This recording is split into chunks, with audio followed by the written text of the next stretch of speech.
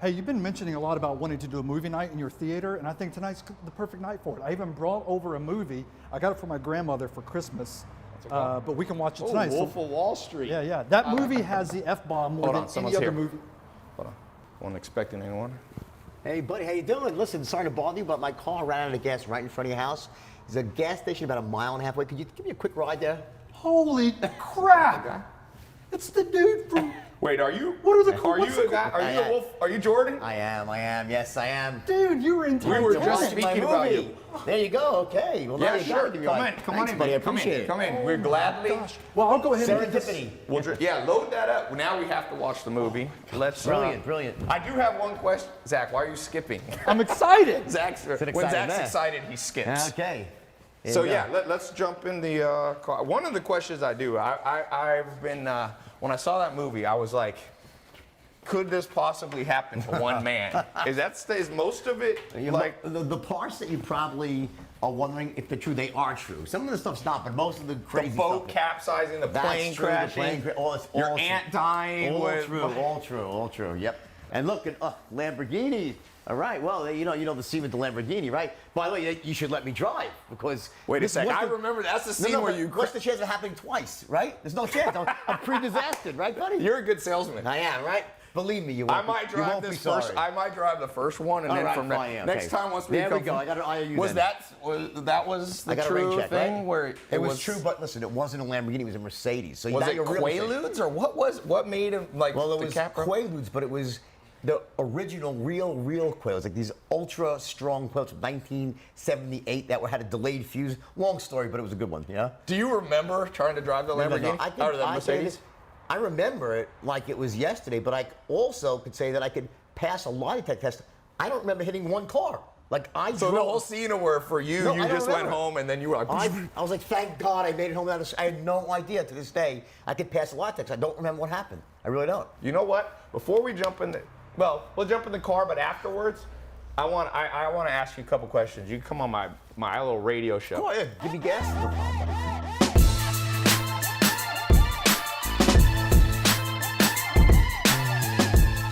So in the movie, question for you.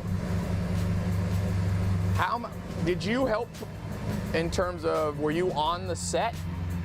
Just at the end, because, listen, the movie, watching a movie film is kind of boring, actually. It's very slow. Right. It's like, it's watching paint dry. But at the end, I was there, and but I worked really, really closely with Leo on the script and on the, really the dialogue. Because you wrote the book. Yeah. Well, I wrote the book. Terry Winter, a great writer, wrote the script, and I went and kind of rewrote the actual boardroom scenes with all the stock stuff. But Terry was amazing. Great job he did.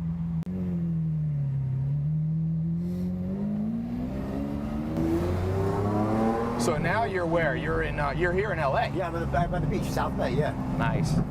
You've been all over. I was reading. You lived in Australia for a while. You lived. Obviously, you're from New York. I just got invited to Iran today for 4 days. Wow. Do speeches in Iran. Yeah. You gonna take that up? Yeah, absolutely. Why not? Right.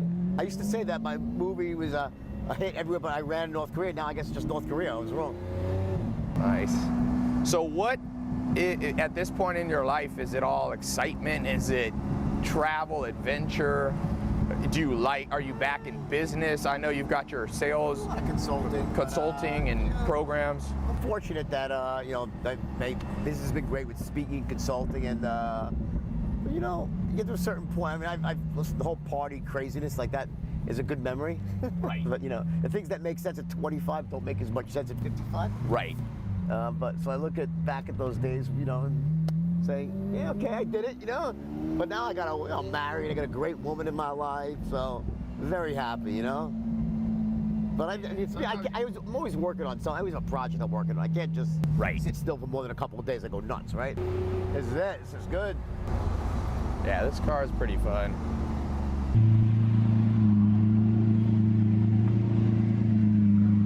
All right, that was a good drive. By the way, guess what is on the bookshelves here? Ah, there you go. This is a new one you wrote. It is, yeah. How many have you written? 3. 3. So at one point, you make $22 million in 3 hours on this IPO of Steve Madden's shoes. And then you need to open up a Swiss bank account to put all the money in. So you put it in an aunt's name. But your aunt didn't know about it, right? Well, she knew. She knew. But then you go on this boat and you get word that your aunt died. No. I got the timeline on. No, that's the movie. I mean, that's That's the movie. Okay. Now, all of those things happened, but didn't happen in that order. And the real Did version, the yacht capsize? Yes, the real version is much better. So in the movie, I'm on the yacht and I get news that my aunt died, and I have to go back. They have to leave, right, and end up getting into the storm. That's not what happened. What happened was I had my yacht in Rome for a vacation. I was wanting to go to Sardinia, and I was addicted to Quaaludes in a big way, right? Cocaine, you name it, right? Every drug under the sun, right? And I got into this frame of mind that you sometimes get into when you take ludes, where short for Quaaludes, where I call it the movement phase. Yep. Like there's the tingle phase when you first take a Quaalude, your fingertips tingle, you feel euphoria. Then there's the slur phase where you slur your words and you say, well, okay, I love you, slurring is fine, right? Then you get into the drool phase where you're drooling like, but you're okay, drooling's good too. Is this kind of the Lamborghini scene in the thing? And then phase 4 is unconsciousness, right? However, there is a fifth phase, which happens once in a while, called the movement phase. That means you get like the drug-induced equivalent of ants in your pants. You can't sit still. It just so happened that as I was heading down the hill to Porto Vallarta, where the yacht was, I found myself in the movement phase, and there were white caps in the harbor. And when we got to the boat, the captain says, we can't make the crossing because there's a storm. And I said, I have to cross or I will die. Because I could not sit still. And I convinced the captain, unfortunately using my powers of persuasion. So this is where persuasion did you wrong, right? Correct. And I convinced the captain to take the boat because I said, Captain Mark, if we sit here, I will die in this. So I says, all right, we'll break some plates. I said, will we make it? He goes, we'll make it, but it's going to be really bad. I said, let's do it. It seemed like a great adventure, right? So I went up to the top deck, took 4 more ludes, fell asleep, woke up, and I was in 50-foot waves, and the rest, as I say, is history. 50-foot waves? Unbelievable. It was just a freak storm kicked up in the Adriatic, and we ended up getting rescued by the Italian Navy SEALs, which was amazing. And then what happened was they took us to Sardinia. So wait, not to interrupt you, but were the Quaaludes strong enough that you were sleeping part of the time when there was 50-foot waves? No. It woke you up? Because I've been in a big storm in the ocean. That'll wake me up. I was an expert at something called balance. Like I was treating my body like a human. I'm sober for 20-something years, right? But back in the day, I was like a Petri dish. I would take ludes to mellow out, cocaine to wake up. So I was balancing between ludes and coke that day. So I was awake for the whole. Very proud of that. Probably not the Buddhist meaning of balance. No, right, Probably exactly. not quite as much. So I was balancing, right? And so I was awake and loving it because I wanted this. I was so happy that the boat was going to sink because it was so expensive and I was so sick and I was like, this is great. And then like, oh shit, we might die. I'm like, oh, this is not so great. Then you remembered you were on it. Right. You're like, wait a second. Anyway, we got rescued. And then what happened was, so 7 days later, we all had to buy everyone new clothes because all our clothes went down with the ship, right? The only thing we rescued was the Quaaludes, thank God, when the boat was going down. They should have put that in the movie. No, I sent my friend down for those. They were in the downstairs cabin. I said to my friend, you have the ludes? He goes, no, they're downstairs. I said, Rob, you get the fucking ludes, So Rob runs down. He comes back, goes, the cabin's flooded. I can't.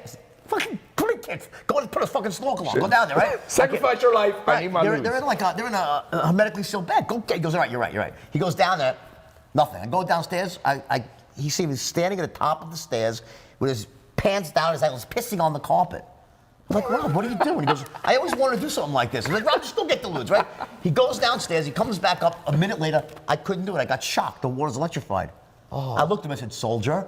I said, you fucking, I don't care how bad, unless it's like. Did he get shocked while he was peeing? Yeah, no, while he was down there. Because it'll come right through the stream. I said, you go down there. So he went, he goes, you're right. He goes, I'll do it. He goes, but if I die, get my wife a breast job. Just promise me. I said, all right, I'll do it. Get Mark. That's what he said? If I want my wife to get a breast job, pay for the breast job. So that was his, so not like the movie where you say, will you take care of my wife, no, Mr. he just Best wanted Friend? the breast Will job, you get her a breast? Why did he want her to have a breast job? She was bugging him for a breast job. He didn't want, he was cheap. So he said, if you pay for it, my death will be meaningful, okay? So he goes downstairs, comes back up with a bag of ludes and 3rd-degree burns and his hair up in the air, right? All right? And then 10 days later, here's the irony. So 10 days later, 10 days later, we go to the battleship first, right? And then we take some more ludes because it seemed like we should do that, right? And then we went to the Cala de Volpe Hotel, the world's most beautiful and expensive hotel, where you take an olive. It's like they have a guy with a microscope, $10 on your bill, right? So check that out there 10 days later, right? It's like $700,000 later, right? 700 grand was the hotel bill? I had to put 18 people. It was nuts, right? So anyway, I bought everyone brand new clothes, right? Now this is the second time because my wife lost her bag. The story can go on and on. I want to get to the point. No, keep going. Do not stop. Right. Here, no, keep going. This is great. Well, so what happens, my wife originally, when we were getting on the plane, the driver forgot to put bags on the plane. So I had to buy her new clothes. So before we got to the yacht, we stopped in Rome, went shopping, got her new clothes, and then those clothes went down with the boat. So the clothes sank with the boat. And then we had to get new clothes in Sardinia, right? And then you went, it was the hotel, the $700,000 hotel after that? Yes, after that. So then we had to buy clothes, but it was only like Johnny Versace resort. It was like peacocks. We were all purple and pink the whole week, right? So finally, the last day of the trip, right? I had this great idea. I said, you know what? If we bring all this shit back through customs, we're going to be hassled. My name was on a watch list already. I'm like, let's just ship it all back to DHL. All we need is a toothbrush and underwear because we're going on a private jet home. Great idea, right? So we all box up our shit. We send it off back to the United States. Next morning, we wake up, we go to the hotel, to the airport. No plane. I'm like, what the fuck? No plane. Now, this is back before cell phones, right? Yeah. You know, and no one spoke any English. And after about an hour, I was going crazy because I'm out of lewds now. No reason to be away from home anymore without the lewds, right? All of a sudden, some little Sardinian midget comes scampering up to me. Literally a midget? A midget comes and goes, didn't you guys throw midgets in the movie? That's exaggerated. We talked about throwing midgets. They threw midgets after I left. I was not involved in that. So don't hold me responsible. So anybody who's midget, do not protest this episode. Yeah, exactly. Please don't. Hey, but the point is that he says, Mr. Belfort, my wife goes, plane crash. I'm like, what? My plane crashed 10 days after the yacht sank, okay? And like it took off at Orly Airport in France. Seagull in the engine, gone. A seagull hit your private jet. I lost, so I lost the plane. We got to say this. So for a second, your yacht sunk. Then your engine got hit by a seagull. Yeah. So then pilots lived, thank God. Did you ever wonder if there is something in the past life that might have happened? So here's the thing. So well, no, I did make some great analyzations that day. So after that happened, we got stuck again with no clothes in Italy, and I had to get out of Italy at this point. So we took a plane to London, a commercial plane. We ended up in the wrong airport, Gatwick. But you had clothes on. The clothes we wore, Versace, they had purple and everything. But here's the irony, you know? Here's how crazy drug addiction is that at that time, you'd think I'd say, okay, obviously, God is telling me this. My life's out of control. There's something not right here. Right? Everything's insane. I'm doing drugs all the time. Things are happening. No.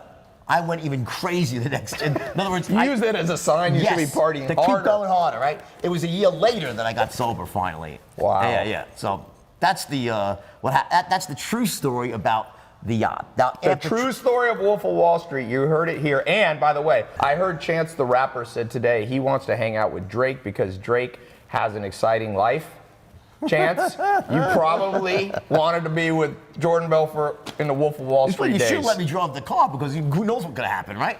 No, after I hear this story, I'm glad you did not drive the Lamborghini. Right, but you have two, so you had backups, okay? So I saw that. All right, so that's good. So anyway, but you know, here's the thing, though. I'm sober now for over 20 years, right? That's awesome. Yeah, and that was a miracle, by the way, and it was something that changed my life. But when you're in that headspace, you can rationalize anything. Yeah. Like you could just I said, no, it's no problem. You know, I'm going to the bathroom, I'm shitting, it's green.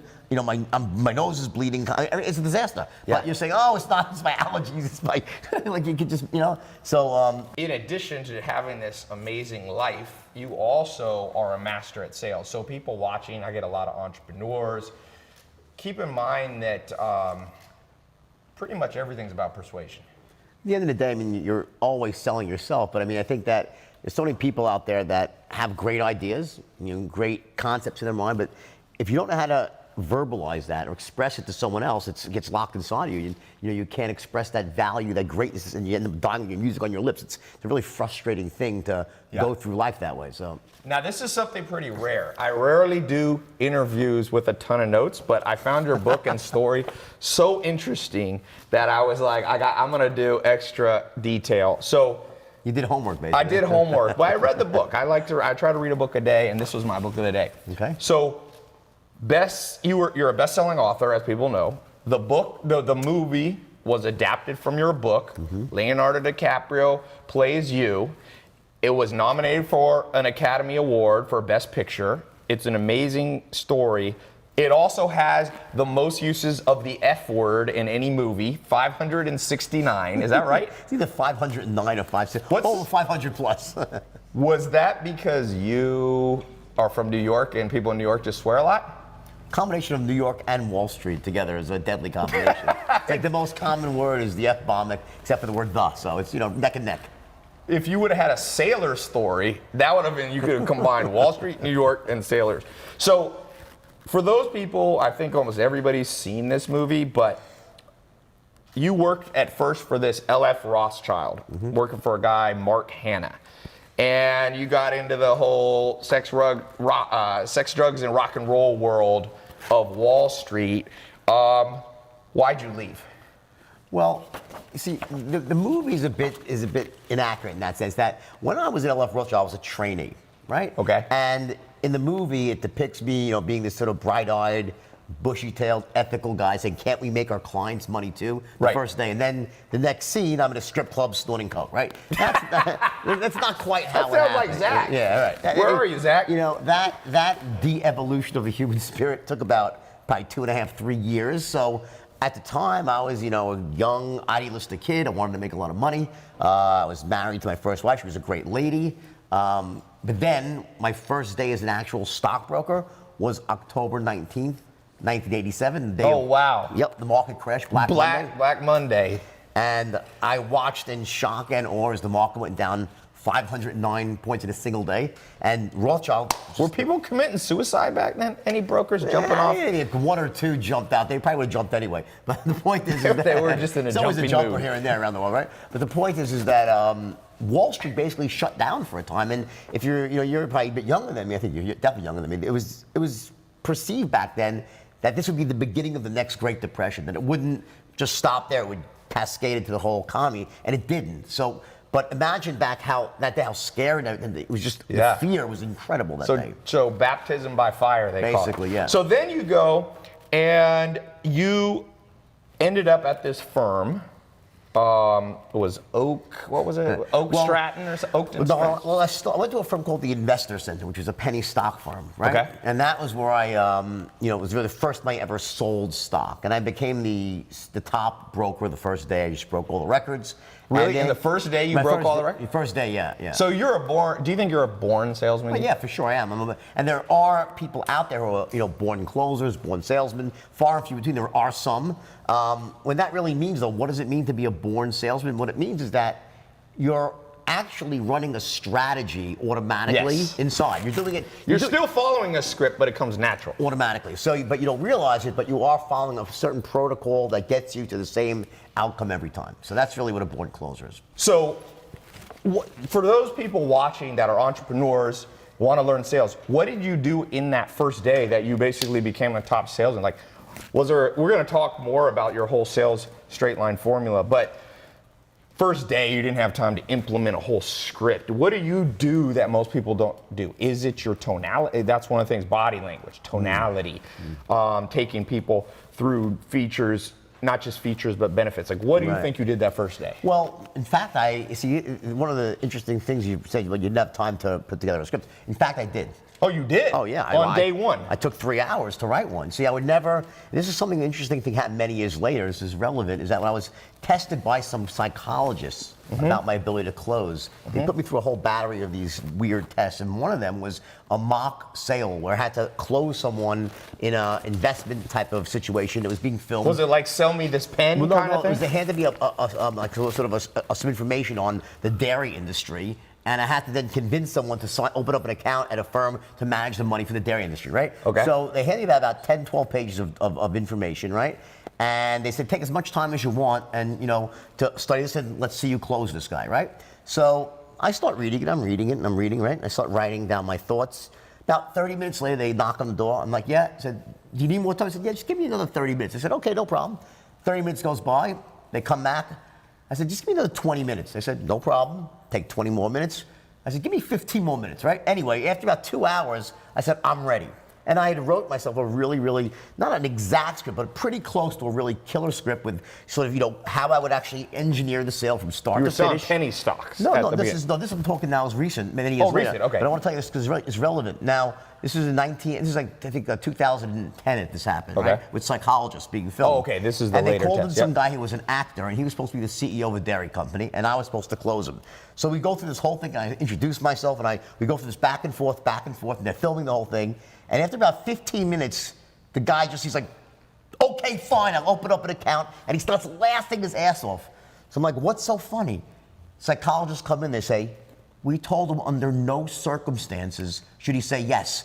Yep. Yet within 15 minutes, he said yes. I don't get it. I said, well, when I got the guy into a situation, did it make sense to say no? He said, well, here's the weird thing. We've tested 100 other people in sales, and no one ever spent more than 5 minutes reading the material. Huh. You spent 2 So hours. preparation, it's some simple fundamentals.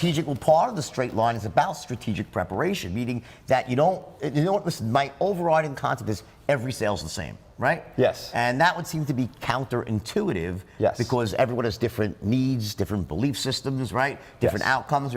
But the truth is that every sale is the same. Yes. And I'll explain that a little bit later on in the interview. But it starts with your ability to essentially make an airtight case to someone. Yes. On both a logical and an emotional level, right? Yeah. About, essentially why you're right to want them to do whatever you want them to do. Why does it make sense, right? Yes. And it's got to be an airtight case, and then you have to be able to also accomplish other things as well. So there's 2 ways to go about that. One is to wing it, which Yes. might be able to do if you're really, really great, or you can write it down, plan it out.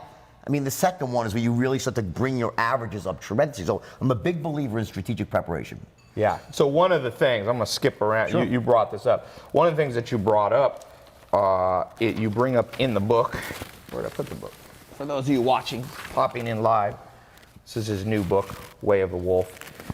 So you say basically there's the 3 10s. People need to be a 10 in 3 areas: on your product, right, on trusting you, and on trusting the company as a whole.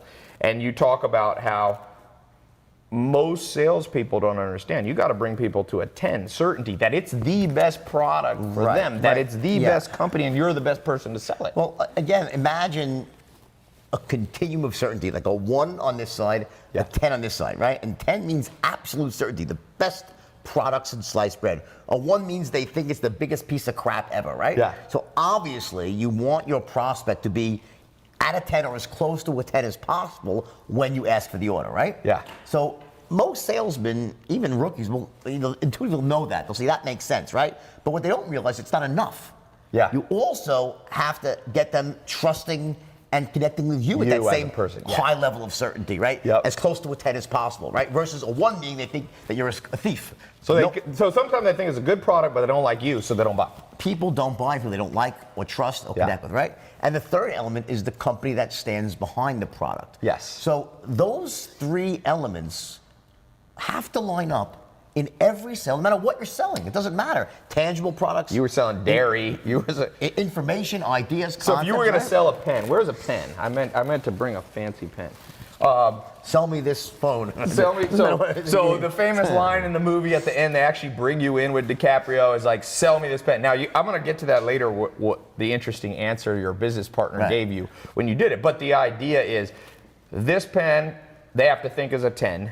They have to like you as a sales guy, and in this case, they need to think BIC, the company, is a great company. That's your ideal kind of framework. Yeah. Basically, it is. But again, this particular exercise is really not about so much the 3 10s. It's really about what does a salesperson do when you say sell this, right? Well, the rookie salesman will say, this is the greatest pen in the world. This pen, they'll start trying to do some version of the 3 10s. Like, this is the best pen in the world. It writes upside down, never runs out of ink, best value, blah, blah, blah. So, talking a mile a minute, right?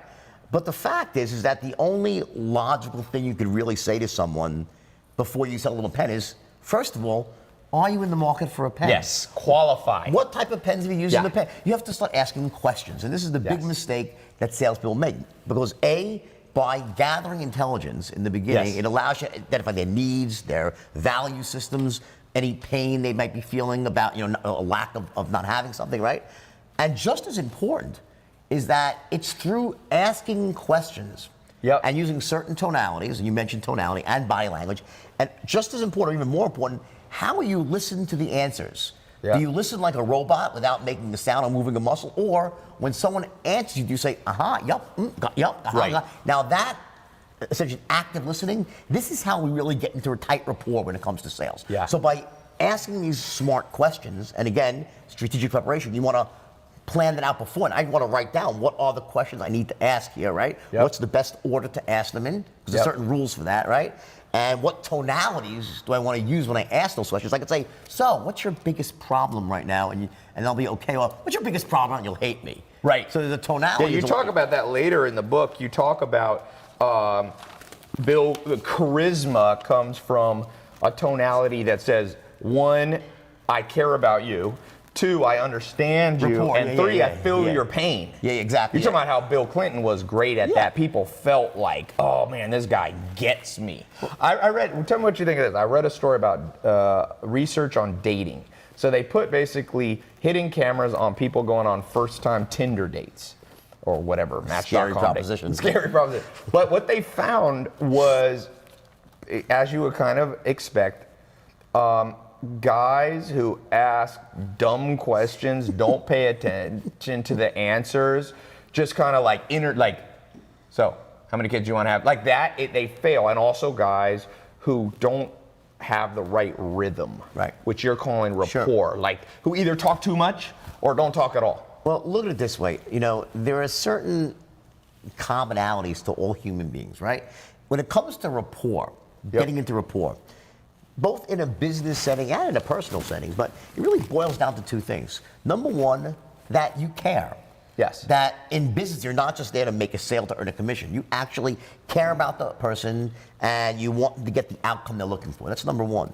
And number 2 is that I'm just like you. And not like everything you like, I like. That's disingenuous bullshit, right? Yeah. Like, you know, you see a fish in the well, oh my God, you like the fish island. You start bullshitting about Yeah. That's like not, Michael Scott in The Office. That's or something ridiculous, like right? I'm talking about something very different. I'm talking about that you speak at the same general pace they do. Yep. That when they answer a question like, yup, got, ooh, the interest that you say, yup, I get it, we're on the same page. Yeah. And it's almost below the surface, because here's the thing. Imagine, you just meet a salesman, you're a prospect, right? And the salesman looks at you and says, I really care about you. And you'll say, what the bullshit you care? You want to make it, the word, see, in the beginning, there's no words you can say, I care about you. Over time, of course, you give great service, you have a relationship. Yes, you can tell someone I care, and I've proved that. But in an initial contact, that's so disingenuous. So how do you get that across? Through tonality and body language. That's how you do it. Yep. So why do you think, what is it about us humans that for the most part, sadly, we only learn through massive pain?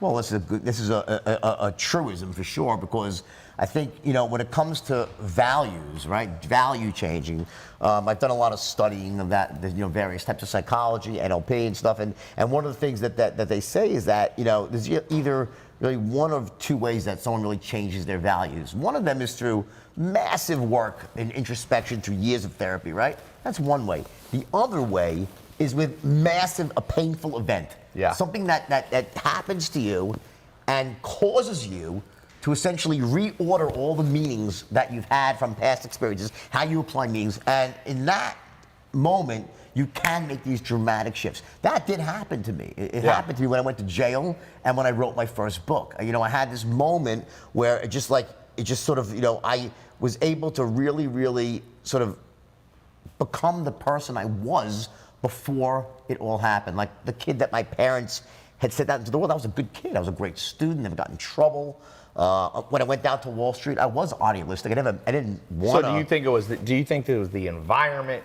You're idealistic. You get dropped in Wall Street. There's money flowing around. There's sex, drugs, rock and roll. It's just because I do believe. One of my mentors, Joel Salatin, told me that the system trumps individual self-control. The problem with that is that makes me a victim, but I don't believe in being a victim. No, not a victim, because you could have left New York. Well, here's the thing. So there's no doubt that the environment can be toxic to certain people, right? But to many people, it's not toxic. So obviously, I think with myself at least, there were some things inside of me despite my parents being good parents and despite me not getting in trouble before, I had certain insecurities. I think we all enter adulthood with certain insecurities. Right. And, sort of not feeling that we're as great as like other people might think we are. So here's what happens. When, we see it in Hollywood a lot and in the music industry where you have these young stars, they go like when Britney Spears went bananas for a while. Now she's normal again, great, right? So, what happens is that, when you're growing up and when you're in your early 20s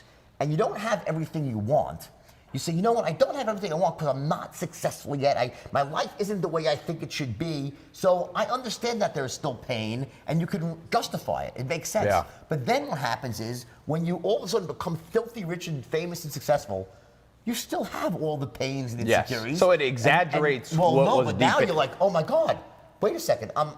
I have the success, I'm picturing it the way I want it, but I still don't feel good. And that's when the panic sets in. Huh. Because now you have So you got all that, but you didn't feel it? Well, what happened was when I discovered the straight line system, right, which is really the topic of the interview, is when I cracked the code for teaching people how to close. Yeah. That was the game changer, right? I had stumbled upon a niche in the market, right, which was selling $5 stocks to the richest 1% of Americans. And no one had ever done it before, and that was a really lucrative niche. But what enabled me to build Stratton was I came up with a new way of training people how to close. And that system, the straight line, was so powerful and effective that within days of inventing it, it allowed me to take any human being, any old, young, regardless of their race, their age, their creed, their color, their socioeconomic background, their educational status, didn't matter where they came from, could have been Harvard or Hell's Kitchen. I could take them in a couple of days. Even if they weren't natural salesmen? Absolutely not. That was because you talk about it in the book, you took people in weeks and made them into the people that world-class closers, right? And the point, and to bring up that whole idea of a natural salesperson, what I essentially did was I was able to take the strategy that I was using automatically, slow it down, and put it into a step-by-step formula that could be essentially transplanted and inserted into anybody else with just a little bit of work. And to this very day, I still teach it around the world. And what it does for people, it changes people's lives because there are so many people out there that are brilliant, talented, hardworking, success-oriented. Good businesses they've launched. But they just don't have that ability to get their point across. And what happens is, look at it this way, every idea has a certain intrinsic value, right? Mm-hmm. But how someone else perceives that value is either multiplied or divided by the person who's explaining it. Yeah. So if I explain the idea, they're gonna think it's a great, if someone who's terrible at selling, they'll think it's a shitty idea.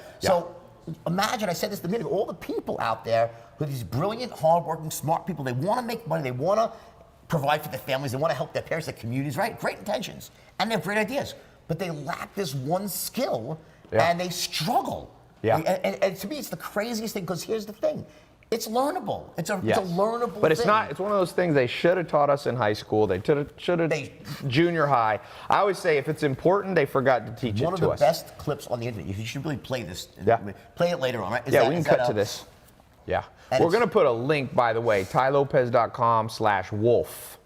So if you go there, we're going to have links to more advanced stuff that Jordan does. And so yeah, tailopez.com/wolf. And that will take you right to this. And of course, I recommend you can buy this book. I read it word for word, cover to cover on last night before you came. Excellent. So let's go into this for a second. So in terms of, there's so much here. Let's check out all these notes. I want to get to the most important things first. We talked about. We got the drugs out of the way, which is the most. We got the entertaining stuff. We got the boat. We got the plane crash. I like this thing that you say, like human communication is 45% tone of voice, 45% body language, and only 10% words. Yeah. And what you said is, people are kind of logical but very emotional. The tone of voice and the way that you look in terms of body language, that's 90%. That appeals to the emotional side of the brain. And then you need to have good words that are logical. So what's a practical body? Because people love body language conversations. Well, let me just back up for 1 second here. In terms of this idea of 45, 45, 10, right? That's been around for many years, many different studies about that. But here's the thing that you need to really understand, it's important, is that I'm not saying that the words don't matter. They only matter 10%. In fact, the words matter 100% when you're speaking. Yes. But the thing is, you're communicating often without speaking. Yes. That's the point. So it's not like words don't really matter. The words matter. Because, Yeah. you say the wrong words, then you're perceived as an asshole, it's done, right? Yeah, yeah. So the idea that body language is so powerful, what happens is body language has a way of essentially slipping through the radar of the conscious mind, Yes. and going right to the unconscious mind and creating a gut reaction. Yeah. That, something just must be there. It must be good. That person must be an expert. I want to speak to that person. Or it might be bad. Or the opposite. Or I don't Correct. trust. You were talking about keeping your simple one, keeping too closed. Right. Hurts sales. Well, yes. Or can hurt sales. Or they could just be cold, right? So seriously, because you don't know. So the point is that. No, but if you're the person doing the sales. Well, I wouldn't be sitting here like Yeah, this. you probably wouldn't be Right, here. that's But obviously people do that sometimes. That's a very aggressive. It's also an aggressive, sort of angry pose to be as a salesperson. And resting bitch face. You hear that at RBF. I know. Where Terrible- sometimes terrible pretty big women, butt. not pretty women, I guess men maybe do it No, too. there's but- RAF, resting asshole face. That's what guys have. Is that what it is? Yeah, resting asshole face. So RAF and rebuff? Yeah, exactly. And so where people sit there and like you see it at a club, I've seen it, and then you go up and talk to the person, and they're like, terrible affliction, resting bitch face for a girl. Because imagine a girl, right? And she's sitting there and she's sweet as sugar. She just has great things to tell you. And you look at her, she goes, that girl must hate my gut. Look how angry. Yeah. It's a very terrible thing. So, by the way, here's the thing. That can be controlled. Right? Yes. In all seriousness, we make a joke about it, but whether it's resting asshole face or resting bitch face, guy or girl, there's so much more to it than just sort of how you are addressed. It is how you interact when you meet someone, the smile, your eye contact, how much eye contact you make, how close you stand to someone. You right? said in Japan, you should stand closer. Well, you said they do, 75%. yeah. Right, exactly. Wasn't that your rule? 75%? Well, 70% eye contact. Eye plus, contact. Right. Well, Yeah. because think about it, and by the way, a lot of that stuff is not my material. Just Right. seriously, That's a general research. The straight line is mine, but some of the stuff with body language, that was really well studied by psychologists, where they actually did tests with people, and they came up with these numbers and these things that are just sort of just truths, right? And one of them is that if you stare at someone nonstop, well, it's like a Mexican stare off. Like, what is wrong with this person, right? And you feel that you say to yourself, what's wrong with this person? Versus if someone doesn't make eye contact with Yes. you, right? Now, I remember, I'll give you an example. My son, Carter, right? He had a friend going up this kid. I won't mention his name, Lucas. But the point is, no. We won't mention Lucas's name. But Lucas was a nice kid, right? But Lucas would never make eye contact. He'd come into me, he's like 10 years old. Hi, Mr. O. I'm like, hi, Lucas. I'm like, I want to trick that. I'm like, he'd look away. And then we never, and I just didn't trust the kid, right? Yeah. Why? Just because of No reason. He could have just been He's shy. a nice kid. I'm sure he Yeah. pretty glad of it. But the point is, this ability to come off in a way that someone says, you know what, in sales, get to sales, what you really are trying to accomplish is that when the person makes that first instant perception about you, they should be thinking that, number one, you're a person worth listening to. Yep. And why? Because this person can help me achieve my goals. Yes. Now, if you want to get down to what are the three things that really go into that, well, here's what they are. Number one, you need to be perceived as being sharp, Yep. sharp as a tack. And then you said Two, enthusiastic. Enthusiastic as hell. Now, Yeah. I'm not talking about enthusiasm. It's something not that. I'm talking about bottled enthusiasm. Right. It's below the surface. It could be whispering, but there's a power in your voice, an excitement, and people it must be good, right? And the third element, which is the most important of all, is an expert in your field. An expert, yeah. Because You call this there's a chapter on the 4 seconds. Right, You got now- 4 seconds to convey that. I said that in 1988. It turned out I was wrong. Okay? I was wrong. Harvard did a study in, I think, 2013 or 14, and it turned out it was 5 seconds. So I'm sorry. So that was your guess, that was 4 my- I or guess 5. it was 5. And here's what else Harvard said. Here's the crazy part. If you make a bad first impression, it takes you 7 subsequent meetings to change someone's impression. Now, I don't know Wow. about you, but I never get 7 shots. Yeah. If you don't make a good first impression, you're done. So you got to Yeah. really focus on that. So those first 4 or 5 seconds, you basically got to come off as enthusiastic. You got to come off as an expert. Correct. And you have, what was the first one? Sharp as a tack. Sharp. That's right, yeah. Now, look at it this way. So how do you do that? Think about it. Well, is it the words that you say? I mean, the words don't exist. I mean, Yes. what would you say? Listen, hey, listen, Tai, I'm sharp as a tack. I'm an expert. And you say, what the fuck is wrong with you? You can't, Yeah. the words don't exist for that, right? So how do you get it across? through your tonality and your body language. There are certain ways that experts sound, not the word, they sound, they dress a certain way, they carry themselves a certain way, and we know that as human beings because we've been conditioned since we were kids to recognize, because we were told, respect your elders. Look, when you went to the doctor, he was an expert. He had a stethoscope, he had diplomas on the wall, he wore a white. We've been conditioned to this. So now think about logic. What happens when you're in the presence of an expert? What do? You defer. Yeah. You let them control the flow of the conversation. They will ask you questions, and you will give them forthright answers. They've earned the right. So if you're perceived as an expert, it gives you the opportunity, it opens up the possibility for you to control the flow of the conversation. Yeah. And once you've done that, now you can go about making every sale the same, because you're guiding the process. So the only way every sale can be the same is you're perceived as an expert, and then you use that perception as an expert, not to talk, but then you start to ask questions, smart questions, using the intelligence gathering tools, right? And then by doing that, you also ask them in a certain tone of voice, and with your active listening, that gets you into ultra tight rapport. Yes. So by the time you're done asking your questions, now you know everything you need to know. You're in ultra tight rapport. You know where their pain lies, their needs, right? Now you can present your solution. So you have this see, what I'm saying is the steps, and it all starts to go into this sort of straight line. We do this first, this second, this third, and guess what? This is really easy to learn. Yeah. Once you break it down like that. You said 6 weeks it took you? 3 weeks? No. To take a beginner and teach them the straight line? A couple of days. 3 days, okay. And then, listen, I took these kids who couldn't close a fucking door, literally. Yeah. They were so bad. I mean, the average IQ was Forrest Gump on 3 hits of acid. This is not the deep end. It wasn't the deep end in the gene pool. Yeah. They weren't rich kids. They weren't kids who went to Ivy League schools. There wasn't an Ivy League diploma among them. These were kids, they were lower middle class kids from New York and Long Island. They were kids that weren't told by their parents they were capable of greatness. Yeah. And any greatness they naturally had in them had been basically beaten out of, conditioned out of them since they were born. First by their parents, then by their teachers, by their own friends, by their experiences from not feeling special, not acting special. By the time they entered my boardroom at 19 years old, 20, they'd been conditioned to survive, not thrive. Yep. Once you're in that spot, what happens is that you have these beliefs that are supported by it. You end up start off as this perfect individual day one. You're 20 years old, you're like already crammed down with all these limiting beliefs and stuff. So they came to my boardroom, and by teaching them the straight line, it reordered all their beliefs, because I gave them a skill set that changed them who they were. It made them more effective. Yeah. So it can't just be I'm going to act effective. No, you have to actually be effective.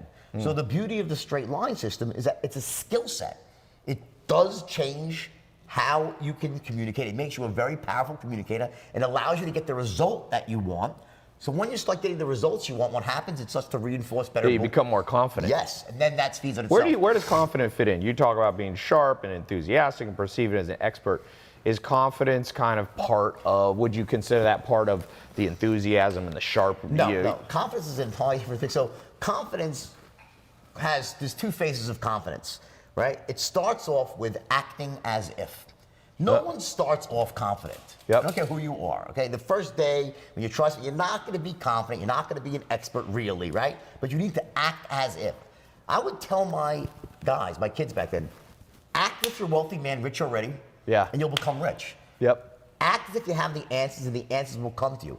Act as if you have confidence, and people will have confidence in you. I said, act as if. Now, do you think people can become delusional that way? Here's the point. Now, that can be, and you see it as delusion when someone doesn't do the work to become the expert. Right. So there has to be coupled with the fact that I'm actually working and I'm on the hyper fast track to become an expert, to learn special skills, and then you're actually walking your talk. And then it works. So you have to act as if until it becomes the truth, and then you're acting as things really are. But you have to always act that way. So you think, so basically, some people don't do the first part, which is get that initial catalyst, that initial boost to say, you know what, I'm not rich yet, but I'm gonna dress like I'm rich, I'm gonna talk like I'm rich, I'm gonna get up and work like I'm rich. Here's an honest question, right? You're an online, personality, right? You have a huge business, huge following. Let me ask you this. Truthfully. Yeah. Let's say that I stripped every dollar you had. Yep. And changed your face. No one knew your name. Yep. And you were to start right now. Could you build it all back up again? I think so. Of course you could. You know why you could? Because you're still you. You have the skill sets, Right. the talent. Okay. So when you take away everything from somebody, they're still that same person. Yes. Now, that's why when a rich person takes a tumble, they'll typically come back, right? Yeah. Unless they hit the lottery, right? Yeah. Or they were a member of the Lucky Sperm Club, right? Maybe they just inherited it from their parents, right? But for the people that worked their way up and made their money, they'll earn it back. When you have special skills, right? That is what, and you have the vision for the future, you want to take action, right? That's what it takes. It's about special skills. People don't realize how much of success is not an accident. It's about people that have these extraordinary skills and they take action. Yeah. So I'm a big believer in learning skills. Like you read my first book, right? Yes. Well, when I first tried to write, I was a terrible writer. I taught myself to write by... Wolf of Wall Street was your first book? Yes. I never wrote before. When I first tried to write, I was a terrible writer. How many copies have sold? Millions of copies, right? Wow. So how did I write Wolf of Wall Street myself without a ghostwriter? I picked up a book called Bonfire of the Vanities and started reading it. Tom Wolfe, I'm sure you've read it, right? Yeah. And as soon as I started reading it, I'm like, oh my God, this guy's the best writer in the world. I want to write like that. And I used his book like a textbook. I took out my highlighter and I broke down his strategy for writing and I practiced before I wrote the book. I said, let me first teach myself the skill to write like Tom Wolfe. And that's what I did. I spent about 6 or 7 months with 18 hours a day studying. Really? Oh yeah, yes. To the point where I could recite the whole book verbatim. Okay, seriously. So the point is that I learned how to introduce characters. It's almost like it was a mentor. The book was your mentor. And my model. Yeah. And then I wrapped it up with Hunter S. Thompson because I figured it made sense because of the drug use, right? So but I used those. And then when I was reviewing the New York Times, they said the book sounds like Hunter S. Thompson and Tom Wolfe. So it was amazing, right? That I accomplished my mission and turned myself into a writer. But here's my point. So you basically reverse engineer. You see, I interviewed Kobe Bryant, did a little interview, and he said you got to go to where great people who have created greatness before and reverse engineer it. Look at it this way. I couldn't have done it without that skill. Yeah. If you want to go out there and succeed in the online world, you need to have certain knowledge and skills. One of them is going to be the power of persuasion and influence. It's a uniform skill in everything that you do. Whether you're a Bill Gates who convinced IBM to give you the rights to supply before you even owned it and convince someone else to sell it, right? Yes. Whether you're a Steve Jobs, goes without saying, right? It's this ability could be just to sell your vision for the future. Yeah. To sell people, employees to come work for you. To sell venture capitalists on giving you money. To sell your friend's dad, a regular entrepreneur, to get someone to invest in you. That's persuasion. Yeah. It's a linchpin skill to success, and that's why Warren Buffett said, if you want to succeed, you better learn how to persuade and communicate. 80% of billionaires is a good book. Just did research on billionaires, and it basically said 80% of billionaires, before they got to their final company, they were learning sales first. They were Ray Kroc started McDonald's. He was a traveling milkshake salesman. Great movie. You see the movie? Yeah, they do. That's a great movie. Michael Keaton. It just goes, and the commonalities there was great salesperson, vision for the future. Yep. And the ability to move through the setbacks. In other words, to not take no, to not get demoralized when things don't go your way. And here's one of the important things about that is that what creates that resilience, so to speak, in people is an entrepreneurial quality. You need that resilience, right? Well, a lot of it has to do with a fundamental belief that I myself am capable of achieving success. If I believe in myself, I become resilient. I said, I know I can do it. What happens with most people is when they really get honest with their heart of hearts, they say, I don't really think I got what it takes to be successful. I don't really feel like I'm that sort of person. I can't see myself being rich. And because of that. Yeah, that is for sure the number. The average person watching is like, I get it, but I don't think I can do it. What's your answer to them? My answer is that, you know why? You know what? Study the straight line system, okay? Become an expert closer and watch how it changes. Because here's what happens. When all these kids that work for me, the reason they all became rich, filthy rich, right? Was because once you learn how to communicate, the power of persuasion, it changes who you are.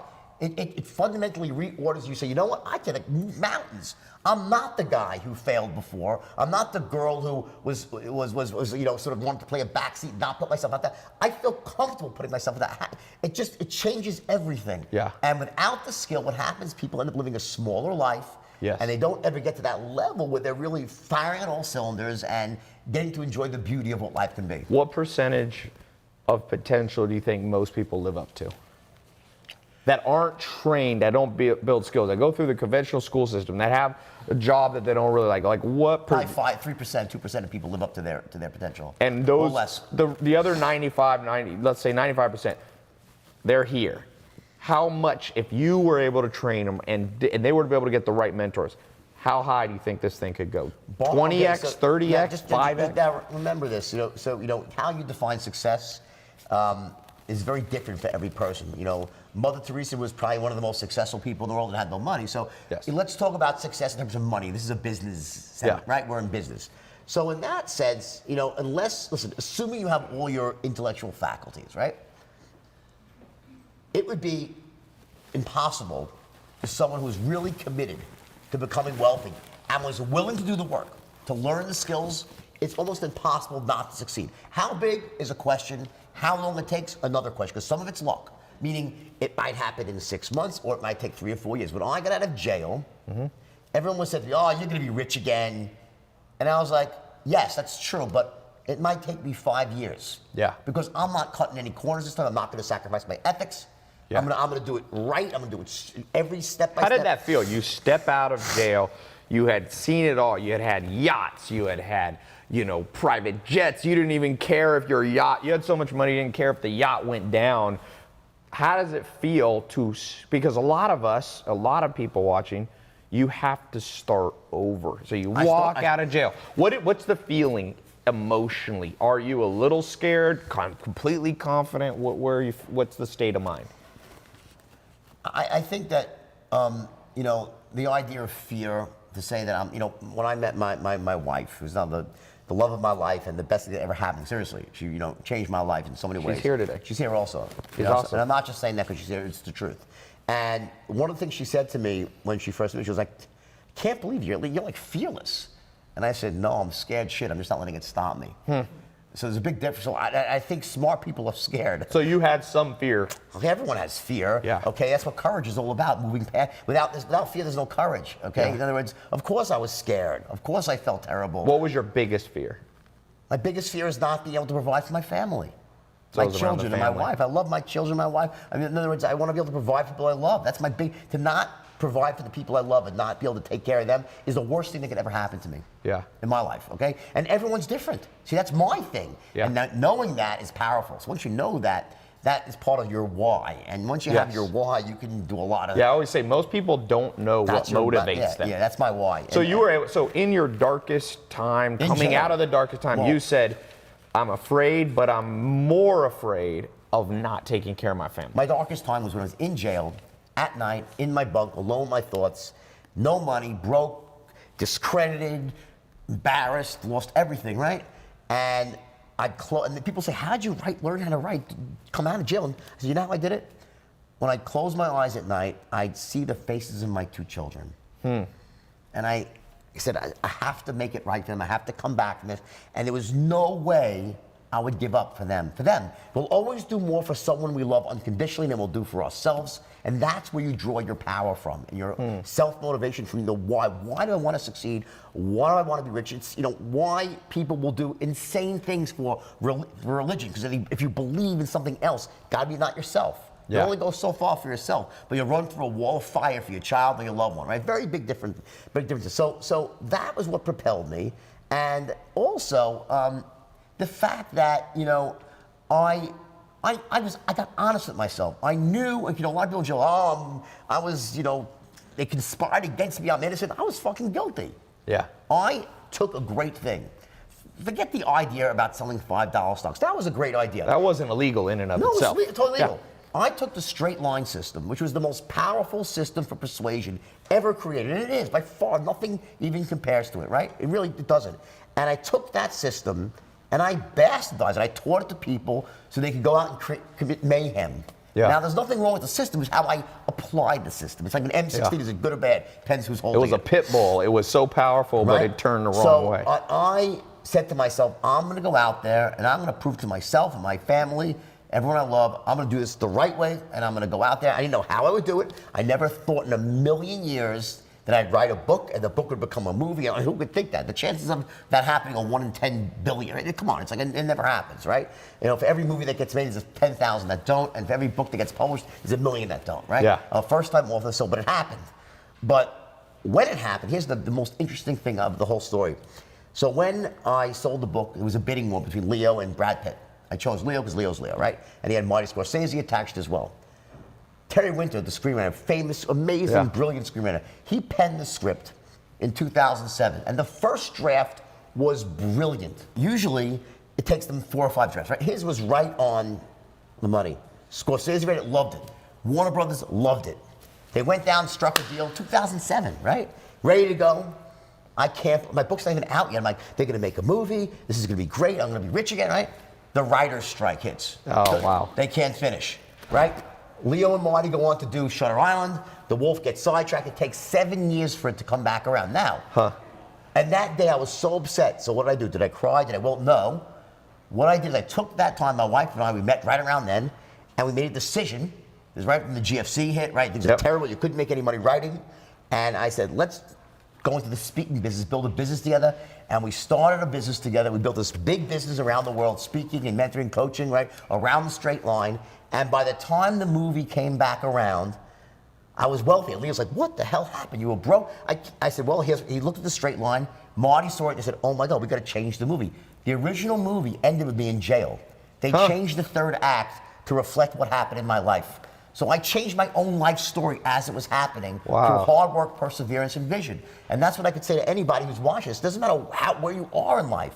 If you're willing to put one foot in front of the other, but you gotta have the skills. Yes. It doesn't happen without the skills. Yes. Whether it was writing a book, anything you do, there's always gonna be a certain set of skills you need to be really high level at to get what you want, the outcome you want. One of them is always going to be persuasion. So study the straight line. It works. It teaches anything. Yeah. So for all of you listening, watching, tailopez.com/wolf is going to take you where you need to go to get the straight line system. Also, as we wrap up, I just want to remind you, Way of the Wolf, Jordan Belfort, is his 3rd book. I read it.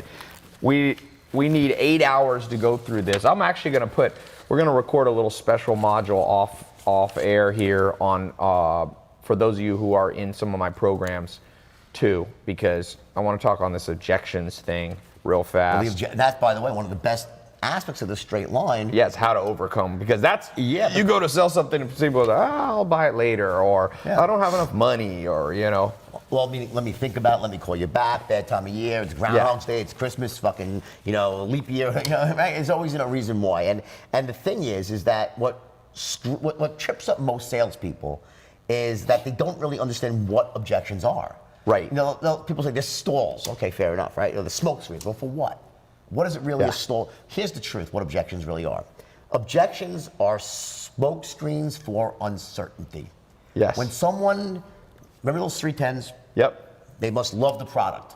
Yep. They must trust and connect with you, and they must trust and connect with the company. Well, guess what? When you ask for the order for the first time, let's say they don't really trust you. Yep. What do they say? Sorry, Ty, I don't trust you. That's very rude. They'll say, it sounds good, Ty, let me think about it. Yes. See, they don't tell it. It would be nice, it would be a great world if your prospect said, listen, Ty, I don't trust you.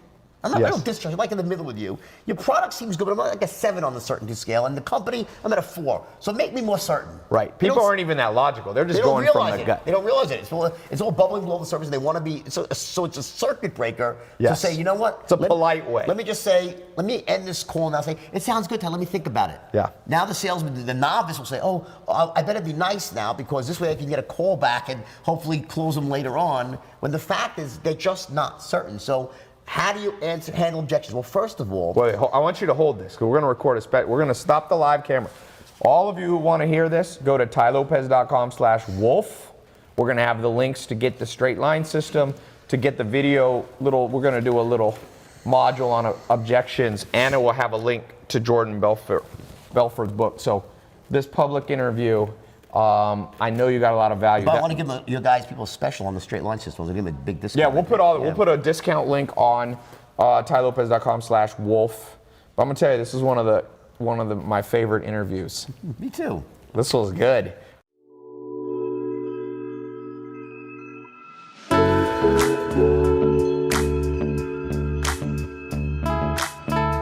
Bye.